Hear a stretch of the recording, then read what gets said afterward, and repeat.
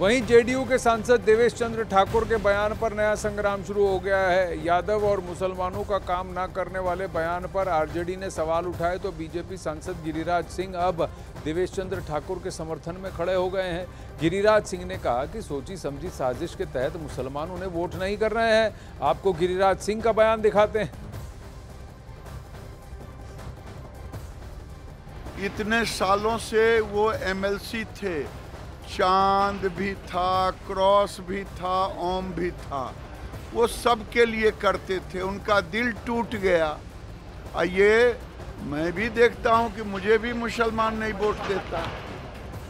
तो आखिर क्यों, जब राज्य सरकार केंद्र सरकार की सारी योजनाएं समाज के हर वर्ग कोई ज़्यादा कोई कम वोट देगा, लेकिन अगर मुसलमानों ने ये तय कर लिया कि हम नहीं वोट देंगे, ये एक सोची समझी रणनीति है जो सनातन को कमजोर करने का, भारत में गजवाए हिंद लाने का एक प्रयास है।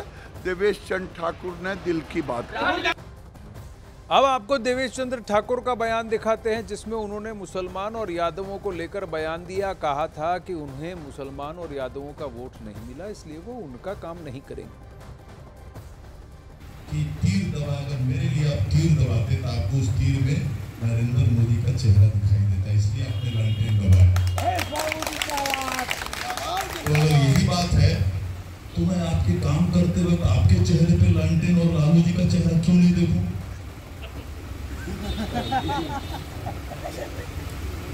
आप बताइए कैसे मैं आपका काम करूं? मैं नहीं कर सकता। और ये पहली बार मैं कर रहा हूँ। मैं कहा उनको ये पहली बार जिंदगी में 70 साल का उम्र हो गया मेरा, ये पहली बार कर रहा हूँ, बड़े दुख के साथ कर रहा हूँ, लेकिन कर रहा हूँ और करूँगा। मेरे यहाँ हर एक मेरे मित्र यादव मित्र का स्वागत है। जो मित्र नहीं है पहले बार भी आना चाहते हैं, उनका स्वागत है। यादवों का और मुसलमानों का आइए, चाय पीजिए, मिठाई खाइए, काम के बारे में मत बोलिए, मैं आपका काम नहीं करूंगा।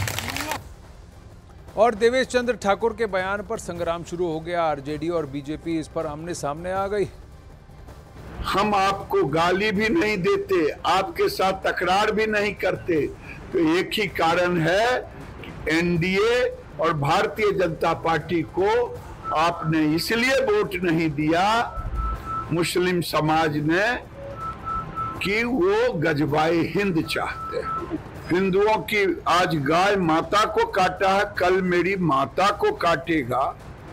और वही लोग हैं जो इस्लामिक स्टेट और गजवाए हिंद की कल्पना कर रहे हैं। जिन लोगों के बारे में कहा गया है, कुशवाहा हो, यादव हो, मुस्लिम हो, चाहे सूरी समाज के लोग, ऐसा नहीं है कि कोई किसी का भाग्य विधाता है।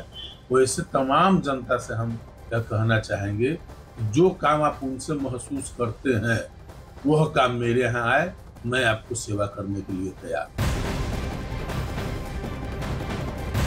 बड़ी खबर बिहार से आ रही है, जहां बिहार सरकार के भूमि और राजस्व मंत्री दिलीप जायसवाल का बयान सुर्खियों में आ गया है।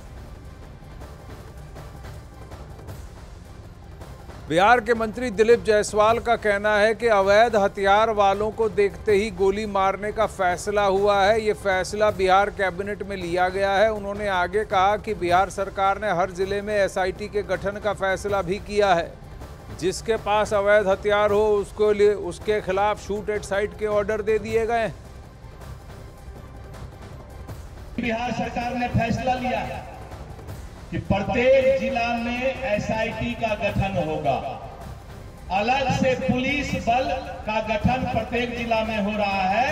और अवैध रूप से जो राइफल गोली लेकर चले थे बदमाश सब, अपराधी सब, सीधे गोली मारे के आदेश सरकार दे रही है। कोई अपराधी अब नहीं बचेगा कहीं पर। जो गोली बंदूक लेके चलता है उस अपराधी को तमाम कर दिया जाएगा, समाप्त कर दिया जाएगा। ये फैसला अभी बिहार सरकार ने कैबिनेट में लिया है। अब वहीं मंत्री जी के बयान के बाद बिहार में विपक्ष नीतीश सरकार पर हमलावर है। आरजेडी इसे आतंकियों की भाषा बता रही है, वहीं जेडीयू और बीजेपी इसे लॉ एंड ऑर्डर से जोड़कर देख रही है। आज बिहार में कानून का राज अगर हमने बनाया है तो कानून का इंजेक्शन अपराधी और लंपटों को दिया, और कानून का जब इंजेक्शन देते हैं तो जिसको इंजेक्शन पड़ता है वो आ बोलता है और जनता बाह बोलती है और जेल में तड़पता है। तो वह परिकल्पना अगर साकार रूप लेकर के सद्भाव का बिहार बन गया, कानून के राज का बिहार बन गया, तो हम तो कैबिनेट के सदस्य हैं नहीं, मुझे लेकिन लगता है कि एसआईटी का गठन तो विभिन्न घटनाओं पर एसपी को करने का अधिकार है। बिहार में कानून व्यवस्था की स्थिति खराब करने की कोशिश की है, अपराध की घटनाओं को अंजाम दिया है। निचले स्तर पर, थाने स्तर पर कुछ अधिकारी भी उस दल विशेष के दबाव में देखे गए हैं। बड़ी कार्रवाई होगी, जान लीजिए। ये दल विशेष के जो गुंडे हैं, जो बिहार में आग लगा रहे हैं, हिंसा फैला रहे हैं, इन पर भी कार्रवाई होगी। और इनके दबाव में जो निचले स्तर या ऊपर के स्तर के अधिकारी काम कर रहे हैं, उन पर तो और बड़ी कार्रवाई होगी। सरकार ने तैयारी कर ली है। दे ऐठने पे गोली चला देने की बात कहते हैं, ये आतंकी भाषा किसको सुना रहे हैं आप? क्राइम कीजिए कंट्रोल, सत्ता में है, डबल इंजन की सरकार है, एक्सीडेंट कंट्रोल कीजिए, लूट कंट्रोल कीजिए। देह चमकाने वाले तो आपके आजू बाजू में हैं। एक देवेश ठाकुर जी हैं, कहते हैं मुसलमान का काम नहीं करूंगा, हिंदू यादव का काम नहीं करूंगा, कोयरी का काम नहीं करूंगा। कोई है जो पहलवान बेटियों पे आक्रमण कर देते हैं। अरे ऐसे लोग तो आपके अगल बगल भरे पड़े हैं।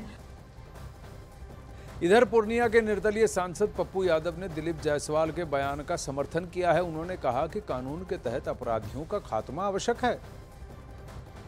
दिलीप बाबू के मुंह में घी शक्कर।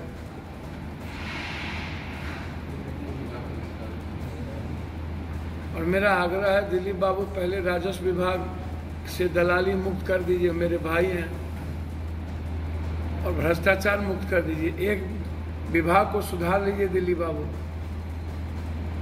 गोली मारने और ना मारने की तो बात जोर में है। जब सभी दल में हमाम नंगे हैं और अपराधी लोग ही एमपी एमएलए बनाता है, इसके पहले अपराधी लोग ही बना रहे थे एमपी।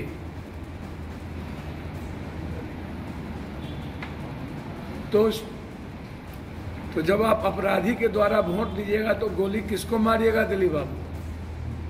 अपराधियों की कोई जात नहीं होती है और अपराधियों का खात्मा होना चाहिए। यदि दिलीप बाबू ने ऐसा कहा है तो मैं अपराधी जो बेलगाम है, जिस पर 5-6 केसेस हैं, या तो उसको फांसी की सजा हो, या यदि उसका अपराध खत्म नहीं होता है तो कानून के तहत उसको खत्म करना चाहिए। वहीं प्रधानमंत्री नरेंद्र मोदी ने आज राजगीर में नालंदा यूनिवर्सिटी के नए कैंपस का उद्घाटन किया और इस मौके पर पीएम मोदी ने नालंदा यूनिवर्सिटी के प्राचीन गौरव के वापस लौटाने का जिक्र भी किया। 800 साल बाद नालंदा का वैभव लौटने को लेकर पीएम ने क्या कहा, ये आपको सुनाते हैं और दिखाते हैं। नालंदा एक पहचान है, एक सम्मान है। नालंदा एक मूल्य है, नालंदा एक मंत्र है, गौरव है, गाथा है। नालंदा है उद्घोष इस सत्य का कि आग की लपटों में पुस्तकें भले जल जाएं, लेकिन आग की लपटें ज्ञान को नहीं मिटा सकती।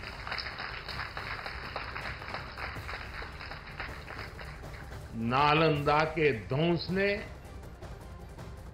भारत को अंधकार से भर दिया था। अब इसकी पुनर्स्थापना भारत के स्वर्णिम युग की शुरुआत करने जा रहा है।